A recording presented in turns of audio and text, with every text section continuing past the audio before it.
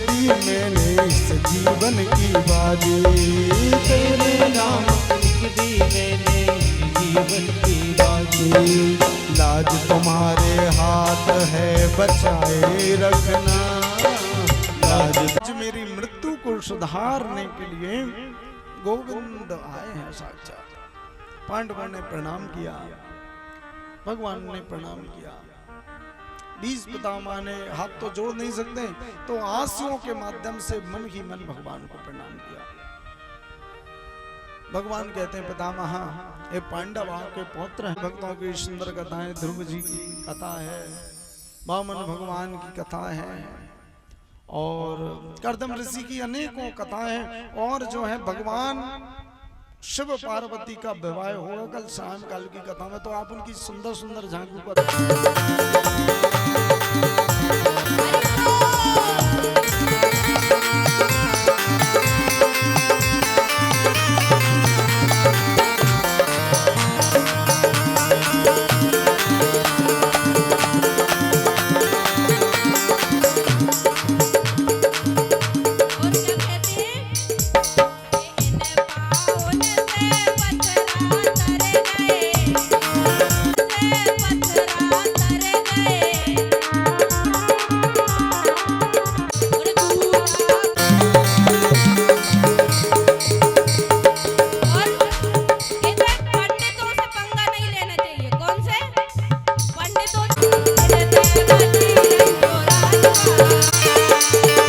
उतारूं मैं भगवन तेरी आरती, मन में बसाकर तेरी मूर्ति। उतारूं मैं भगवन तेरी आरती, मन में बसाकर तेरी मूर्ति। उतारूं मैं भगवन तेरी आरती, मन में बसाकर तेरी मूर्ति।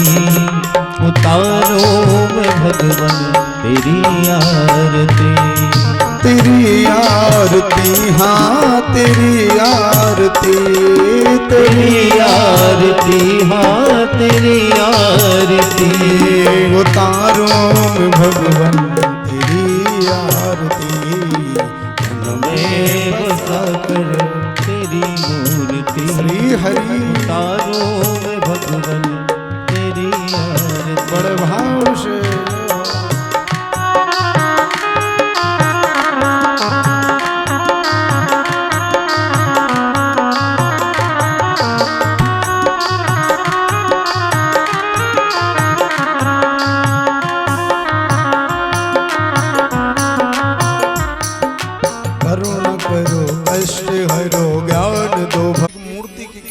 ₹10,000 और एक मूर्ति की कीमत है 1,00,000 रुपए।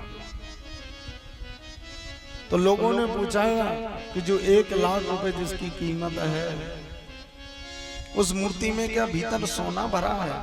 तो उसने कहा कि नहीं, इसमें 1% भी सोना नहीं है, बिल्कुल पीतल की है।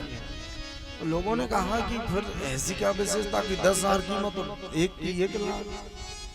तो एक संत ने कहा कि मैं परीक्षा लूंगा। एक संत आए और संत ने क्या किया, एक सूतली ली और सूतली को भांज लिया, और सूतली को भांज कर संत ने जब मूर्ति के एक कान में जब सूतली को डाला तो वो सूतली दूसरे कान से बाहर निकल आई। तो उन संत ने कहा कि इस मूर्ति की कीमत है 10,000 रुपए, और दूसरी मूर्ति के कान में जब वो सूतली को डाला, एक कान में से डाला तो वो सूतली दूसरे कान में से बाहर नहीं आई। उस मूर्ति के हृदय में कोई छिद्र था, तो उसमें से वो मूर्ति जो है वो सूतली मुड़ करके और मूर्ति के पेट में चली गई सूतली।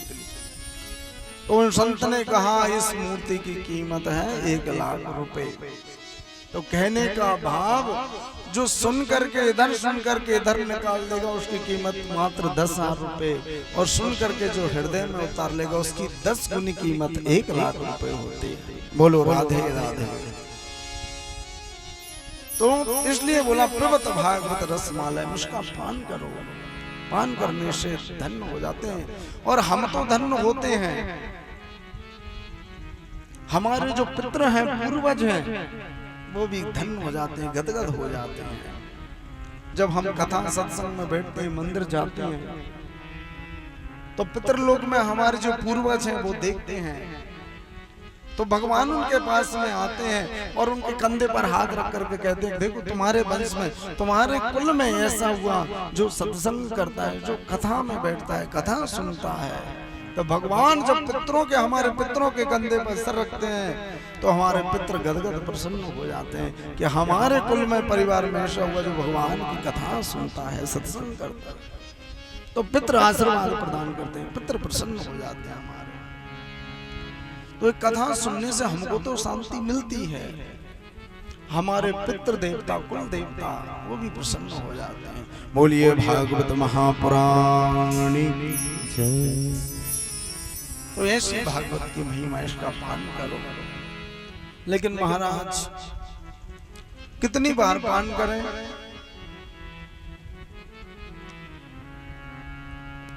क्योंकि भागवत की कथाएं तो होती रहती हैं। अभी 1-1.5 महीने पहले कथा हुई थी महाराज, 2 महीने पहले वहां कथा हुई थी, 3 महीने पहले वहां कथा हुई थी महाराज। कथा तो हुई नहीं है, तो कितनी बार पान करें, कितनी बार पिए? तो व्यास जी कहते हैं कि जब तक इस तन में प्राण है, तब तक इस रस का पान करो, सुनते रहो, सुनते रहो। और जिसने कथा को सुना और कथा को सुनकर के इसका मन भर गया, इसके मन में भाव आ गया कि अब क्या सुने, वही कथा है, सब वही है, कथा में क्या अलग से है, बहुत तो सुन लिया, इतनी बार सुन लिया, वही महाराज, वही कथा, वही जगह, अब बार बार क्या सुनना इस कथा को। ऐसा मन में आ गया, समझो उसने कथा के रस को समझा ही नहीं। गोस्वामी तुलसी बाबा कहते हैं, रामचरित जे सुनत अघाई, रस विशेष जानात नाही। जो अघा गया सुनकर के इसका मन भर गया, समझो उसने कथा के रस को जाना है। और हम कथा मन से सुन रहे हैं कि नहीं सुन रहे हैं, इसका हम खुद विचार कर सकते हैं, खुद पता लगा सकते हैं कि हमने कथा सुनी कि नहीं सुनी। कैसे? जैसे आज हमने कथा सुनी, कहीं भी, इसी कथा से मतलब नहीं, कहीं भी आज हमने कथा सुनी और कल हमारा मन यदि ये कहे कि कब जल्दी से कथा का समय हो, कब 2 बजे और कब हम कथा पांडाल में पहुंचे, मन में यदि ऐसा भाव आए एक दिन की कथा को सुन करके, दूसरे दिन यदि मन में ये भाव आए कथा सुनने का, तो समझो कि हमने कथा को सुना, रस आया, हमने रस को जाना, कथा हृदय में उतरी, इसलिए मन हुआ कि कब कथा का दूसरे दिन समय हो, कब जल्दी हम कथा सुने। तो हमने कथा को सुना और मन में भाव आएगा, सुन लिया कथा, क्या है, तो समझो हमने कथा को सुना ही नहीं था। और जिसने कथा को नहीं सुना, तो गोस्वामी तुलसी बाबा लिखते हैं, उनका जीवन कैसा है। जिने हरि कथा सुनी नहीं काना, श्रवण रंद यही भवन समाना। जिन हरि कथा सुनी नहीं काना, जिन हरि कथा सुनी नहीं काना, श्रवण रंद यही भवन समाना। जिन हरि कथा सुनी नहीं काना, तो जिन्होंने मानव का जीवन मिला, और देखो मानव जीवन ऐसे नहीं मिला, ना जाने कितने जन्म हम भटकते हैं, 84 लाख योनियां होती हैं, उनमें भटकते रहते हैं। तब प्रभु कृपा करते हैं, प्रभु की कृपा से तब हमको ये मानव शरीर मिलता है। और मानव शरीर जब हमको मिला, तो मानव शरीर के बारे में हमारे शास्त्र कहते हैं कि मानव शरीर मिलना सहज नहीं है। कैसा है? भागवत जी के 11वें स्कंद में नव योगेश्वर प्रसंग में श्री जनक जी महाराज कहते हैं, दुर्लभो मानुषो देहो देहिना क्षणभंगुरा। दुर्लभ मानुषो देहो देहिनां क्षणभंगुरा। तत्रापि दुर्लभे मन्ये वैकुंठा प्रिय दर्शनम। तो कैसा है? दुर्लभो मानुषो देहो, ये मानव शरीर पाना दुर्लभ है, सहजता से नहीं मिलता। लेकिन कैसा? दुर्लभ तो है, पर है कैसा? देहि नाम क्षण भंगुरा। इस शरीर का दुर्लभ होने के बाद भी एक क्षण का पता नहीं है कि एक क्षण में क्या हो जाए, किसी को पता नहीं। तो दुर्लभ तो है, पर क्षण भंगुर ये मानव शरीर है। तो नवयुगेश्वर प्रसंग में जनक जी महाराज कहते हैं कि मानव का हमको शरीर मिला, ये प्रभु की कृपा है। ये भाग्य की बात है कि मानव का शरीर मिला, बड़े भाग्य मानस तन पावा। तो ये भाग्य की बात है कि मानव शरीर मिला। लेकिन मानव शरीर मिलने के बाद यदि हमारा सत्संगी परिवार में जन्म हो जाए, अच्छे परिवार में जन्म हो जाए जहाँ भगवान की पाने की, और नहीं तो मानव जन्म मिला और फिर भी भगवान को नहीं भजा, विषय भोगों में इधर उधर भटकते रहे, तो फिर जीवन चला जाएगा, फिर पता नहीं कितने जन्म भटकना पड़ेगा। इसलिए बड़ा सुंदर भाव। ओम भटकते रहे हम तो होके बाबरे, भटकते रहे हम तो होके बाबरे, तेरे बिन जाए कहाँ ओ साबरे, तेरे बिन जाए कहाँ ओ साबरे, ओ तेरे बिन जाए कहाँ ओ साबरे, तेरे बिन जाए कहाँ ओ साबरे।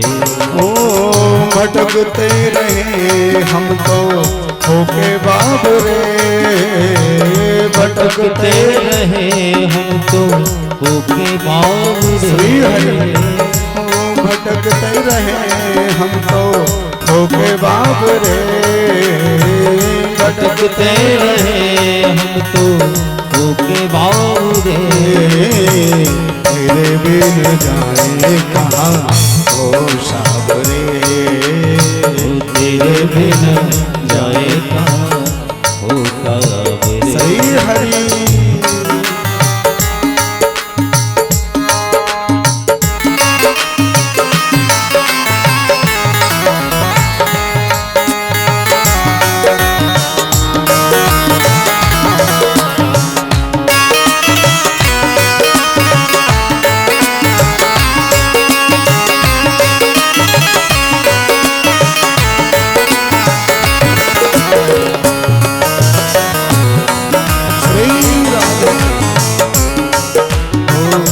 तेरे भरोसे हमने ये जग छोड़ा, ओ निर्मोही हमसे मुख क्यों मोड़ा, तेरे भरोसे मैंने ये जग छोड़ा, ओ निर्मोही हमसे मुख मोड़ा, तेरे भरोसे हमने ये जग छोड़ा, ओ निर्मोही हमसे मुख क्यों मोड़ा, तेरे भरोसे ये जग छोड़ा, हरि ओ निर्मोही हमसे मुख मोड़ा, ओ बिरहा जलाना डाले बन के आग रे, बिरहा जलाना डाला श्री हरि के बाबरे, ओ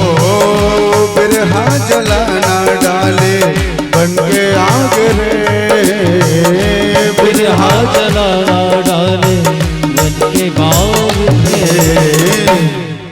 बिन जाए कहाँ ओ सावरे, तेरे बिना जाए कहाँ ओ सावरे। श्री राधे तालियां बजाते हुए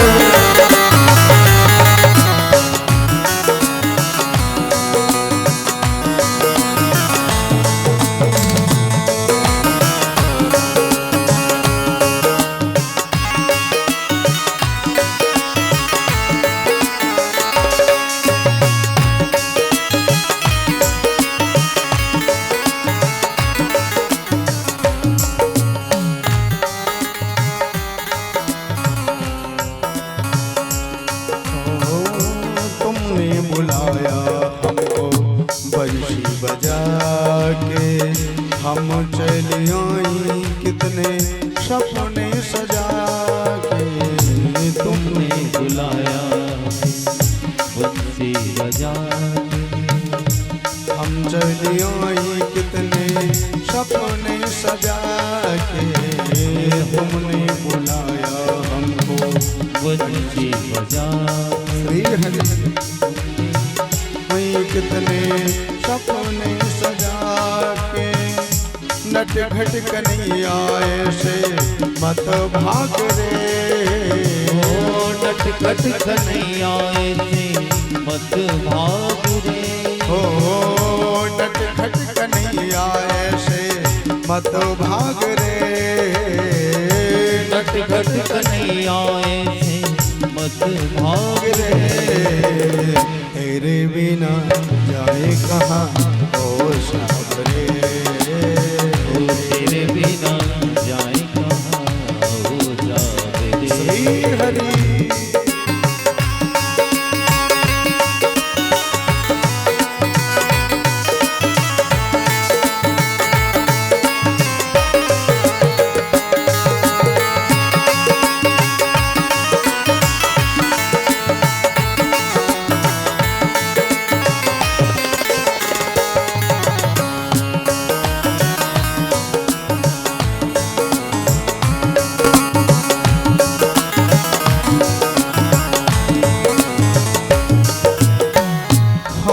तुम्हारे मोहन तू ही हमारा, हम हैं तुम्हारे मोहन तू ही हमारा, हम हैं तुम्हारे मोहन तू ही हमारा, हम हैं तुम्हारे मोहन तू ही हमारा। तेरा ही सहारा हमको, तेरा ही सहारा, तेरा ही सहारा हमको, तेरा ही सहारा। ओ श्याम शरण ले लो यही भाव रे, श्याम शरण ले लो यही भाव रे। तेरे बिना जाए कहाँ ओ सावरे, तेरे बिना जाए कहाँ ओ सावरे। भटकते रहेंगे हम तो होके बाबरे, भटकते रहे हम तो होके बाबरे, भटकते रहेंगे हम तो होके बाबरे, भटकते रहेंगे हम तो होके बाबरे।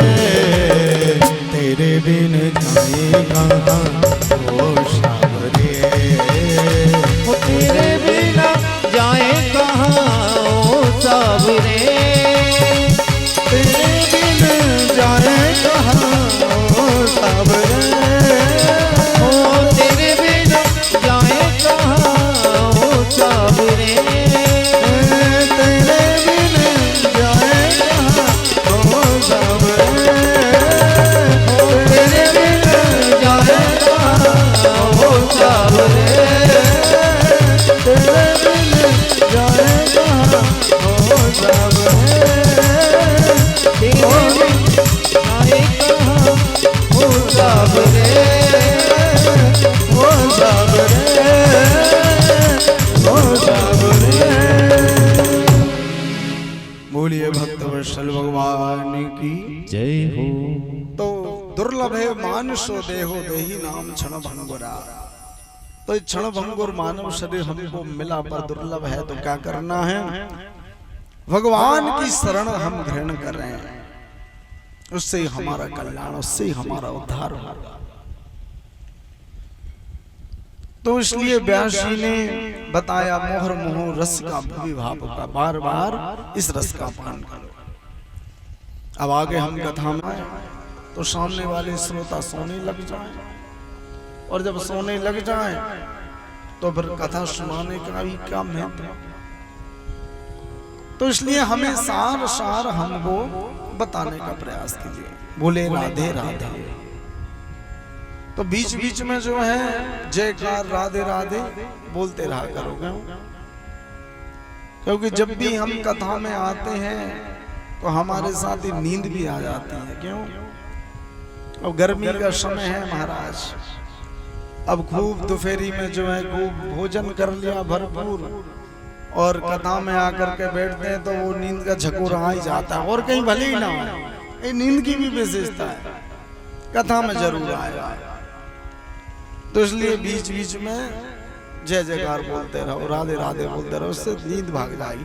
बोलिए भागवत महापुराण की। इसलिए जोर से बोला करो, भक्त वत्सल भगवान की जय हो। तो हमें शौनकादिक ऋषि कहते हैं सार सार कथाओं का सुनाइए।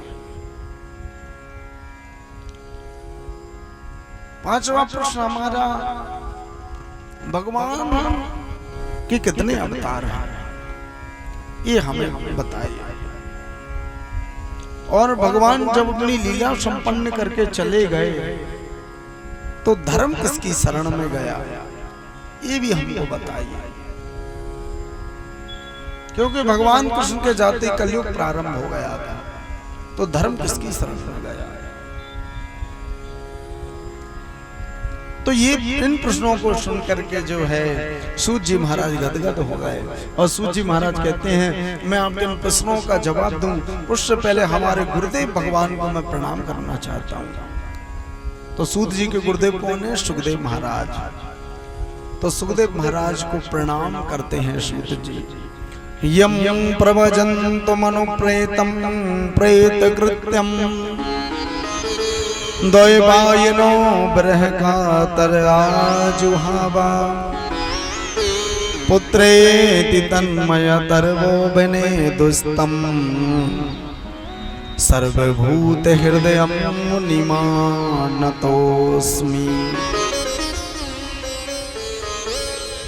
तो सुखदेव जी महाराज को प्रणाम करते हैं सूत जी। यम प्रवजन्तु मनुपेतम प्रेतकृतम, जिनका यज्ञोपवीत भी संस्कार नहीं हुआ, जिनका जन्म होने के बाद जिन्होंने संन्यास ग्रहण कर लिया, संन्यास ले लिया, वन की ओर चले गए और वन में जाकर के और भगवान का भजन कर रहे, ऐसा सुखदेव जी महाराज मुनिमानतोस्मि। तो सुखदेव जी का जन्म कैसे हुआ? तो संक्षिप्त रूप में सूत जी शौनकादिक ऋषियों को वर्णन करते हैं कि सुखदेव जी तोते के रूप में गोलोक धाम में राधा रानी की गोद में क्रीड़ा करते थे, खेलते थे। तो राधा रानी ने कहा कि बेटा सुखदेव तुम इस धरती लोक पर जाकर के जो कृष्ण की कथा है उसका जन जन में प्रचार करो, प्रसार करो। तो सुखदेव जी कहते हैं नहीं माता, मैं संसार में नहीं जाऊंगा, क्योंकि संसार में जाते ही तो विष्णु की माया पकड़ लेती है, मैं नहीं जाऊंगा। तो राधा रानी ने कहा तुम पर माया का असर नहीं होगा, तुम एक बार जाओ। तो वो सुखदेव जी जो है कैलाश पर्वत पर एक सुख पक्षी और पक्षिणी रहते हैं। तो सुख पक्षिणी के गर्भ से सुखदेव जी ने अंडे के रूप में जन्म लिया, और उसी कैलाश पर्वत पर कौन रहते हैं? भगवान भोलेनाथ, माता पार्वती। तो नारद जी विचार करते हैं कि सुखदेव जी का जन्म होना चाहिए, तभी भगवान की जो कथा है उसका प्रचार प्रसार होगा। तो नारद जी सुखदेव जी को लेकर के आए और नारद का क्या अर्थ है? नारद जी की एक विशेषता है कि जिस घर में रोज लड़ाई होती हो, रोज झगड़ा होता हो, सुबह शाम गले रहती हो, डमरू वाले बोलेंगे हम भी दीवाने हो गए। ऐसे नहीं, जो भोलेनाथ के दीवाने ताली बजाते हैं, डमरू वाले भोले के हम भी दीवाने हो गए। डमरू वाले बोले के भोले हम भी दीवाने हो गए। ओ हम भी दीवाने हो गए, हम भी दीवाने हो गए, हम भी दीवाने हो गए, हम भी दीवाने हो गए। डमरू वाले भोले के हम भी दीवाने हो गए। डमरू वाले बोले के हरि भी दीवाने हो गए। जय हो।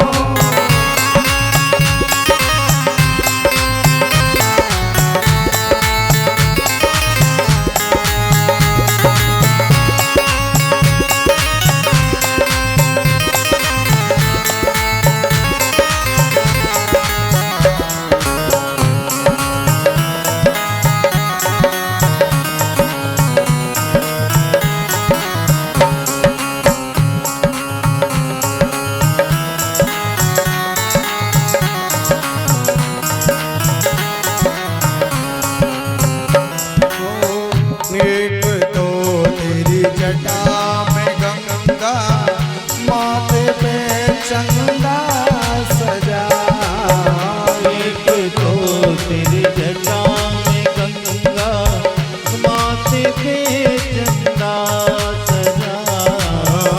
एक तो तेरी जटा में गंगा, माथे पे चंदा सजा, एक तो तेरी जटा में गंगा, माथे पे चंदा सजा, माथे पे चंदा सजा, माथे पे चंदा सजा। और तीसरा उसका चमकना, तीसरा उसका चमकना, हम भी दीवाने हो गए।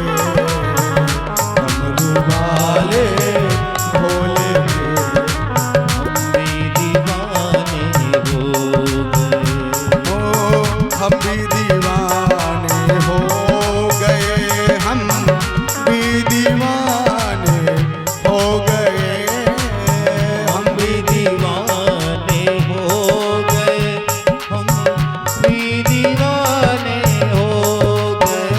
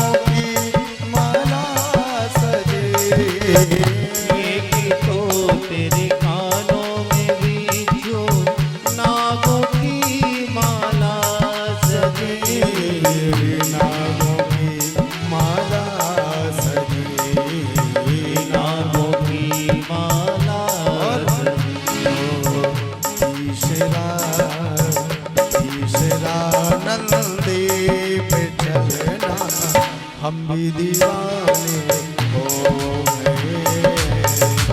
ईश्वरानंद दीप चलना हम भी दीवाने हो गए।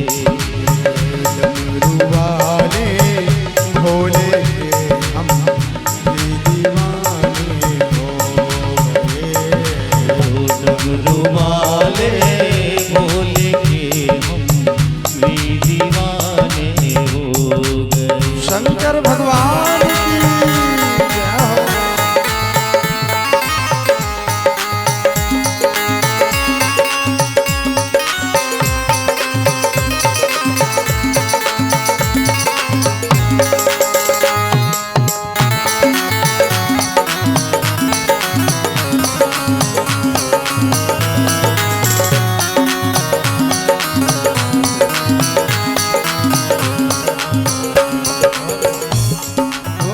एक दो हाथों में डमरू, दूसरा भस्मी एक तो हाथों में डमरू, दूसरा भस्मी रमी। एक दो हाथों में डमरू, दूसरा भस्मी एक तो हाथों में डमरू, दूसरा भस्मी रमी। दूसरा भस्मी ओ दूसरा भस्मी रमी। और तीसरा भूतों का नाम, तीसरा भूतों का नाम हम भी दीवाने हो गए। तीसरा भूतों का आना हम भी दीवाने हो गए। डमरू वाले डमरू वाले डमरू वाले भोले के हम भी दीवाने हो गए। डमरू वाले भोले के हम भी दीवाने हो गए। हम भी दीवाने हो गए। हम भी दीवाने हो गए। भी दीवाने हो गए। हम भी दीवाने हो गए। ऐसे नहीं, ताली बजाते हुए डमरू वाले भोले के हम भी दीवाने हो गए। डमरू वाले भोले के भी दीवाने हो गए।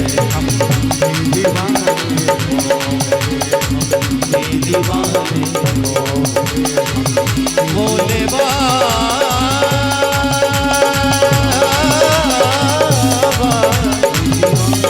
भोले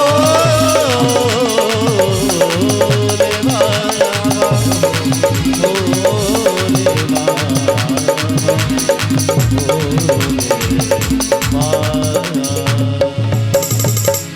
बोलिए शंकर भगवान की जय। भागवत महापुराण की जय। तो ऐसे भोलेनाथ जी की प्रसन्न होने वाले। तो वही सुखदेव जी महाराज 12 वर्षों तक मात्र गर्भ में वास किया। रमन हरि बोल। जय जय राधा रमन हरि बोल। जय जय राधा रमण हरि बोल। जय जय राधा रमण हरि बोल। जय जय राधा रमन हरि बोल। जय जय राधा रमन हरि बोल। जय जय राधा रमण हरि बोल। जय जय राधा रमन हरि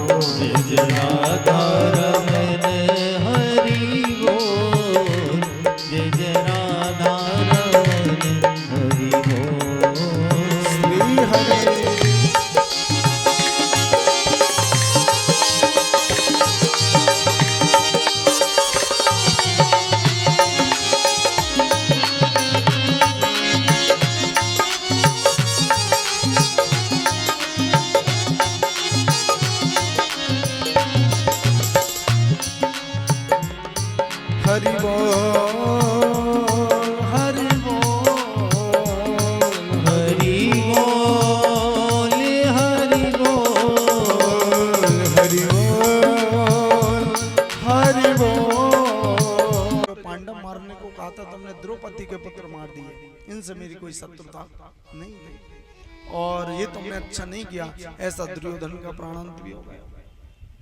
अब इधर जब द्रौपदी ने अपने 5 पुत्रों की ऐसी दशा देखी तो विचार करो उस माता पे क्या गुजरी होगी, जिनके 5 पुत्र मारे गए।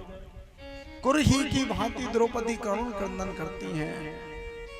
अर्जुन को क्रोध आया, गांडीव धनुष उठा लिया, अश्वत्थामा को पकड़ने के लिए गए।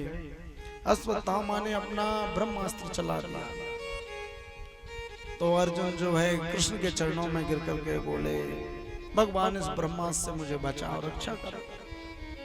तो भगवान ने कहा, देखो अर्जुन, कभी विष की औषधि विष होती है, कभी पांव में खड़ दिया। भरी सभा में लेकर के आए, लाखों हजारों लोग इस दृश्य को देखने के लिए आए कि कैसा कार्य किया उस ब्राह्मण पुत्र ने, ऊंच निवास नीच करती थी। 5 पुत्रों को, सोते पुत्रों को मार दिया। अर्जुन द्रौपदी से कहते हैं, द्रौपदी बताओ, देवी बताओ मैं इसको। परिपाहिन शासनम, भगवान कहते हैं ब्रह्म बंधुर न हंतव्या, ये ब्राह्मण बालक है, उसको मारने का तुमको कोई अधिकार नहीं है। ब्रह्म बंधुर न हंतव्या, ब्राह्मण का वध नहीं किया जा सकता। लेकिन आतताई बदारहण, आतताई यानी बच्चों को मारने वाला, जो बच्चों को मारने वाला को दुख कोई मांगने की चीज है, दुख भी कोई मांगता है क्या? संसार के लोग तो सभी मांगते, भगवान कहते हैं सुख संपत्ति घर आवे, कष्ट मिटे तन का। सुख हो घर में, संपत्ति हो और जो शरीर के कष्ट है वो मिट जाए, ये तो मांगते हैं, पर दुख तो कोई मांगता नहीं, और तुम दुख मांग रही हो। तो कुंती कहती है, गोविंद वो दुख तो सबसे बड़ा सुख है जिसमें तुम्हारी याद बनी रहे, और उस सुख को लेकर के क्या करेंगे जो गोविंद तुमको भुला दे। उस सुख, ऐसा सुख नहीं चाहिए जिसमें तुमको हरि हृदय से जाए और बलहारी बा दुख की, जो पल पल नाम जपाए। ऐसे सुख को क्या करें जो तुमको भुला दे, और उस दुख को तो सिर पर धारण करना चाहिए गोविंद जिसमें तुम्हारी याद रहे। भगवान ने कहा, बुआ मैं दुख तो तुमको नहीं दे सकता, तुमने जीवन